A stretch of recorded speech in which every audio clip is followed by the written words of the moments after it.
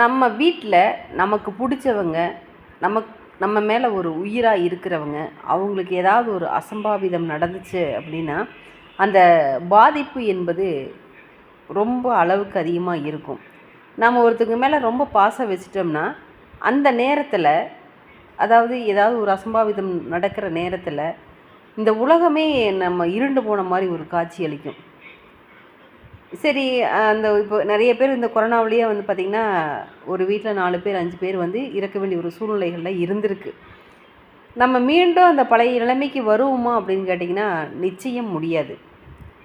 இதுக்கு என்ன பண்ணலாம்? மரணம் என்பது இறைவனால் விதிக்கப்பட்ட ஒரு விதி. இந்த மரணம் அப்படிங்கிறது எல்லாரும் ஒரு நாளைக்கு நோக்கி பயணம் செஞ்சு தான் ஆகணும். அவங்களோட நம்ம எப்படி பேசுறது, அவங்களோட எப்படி நம்ம அவங்களுடைய உணர்வு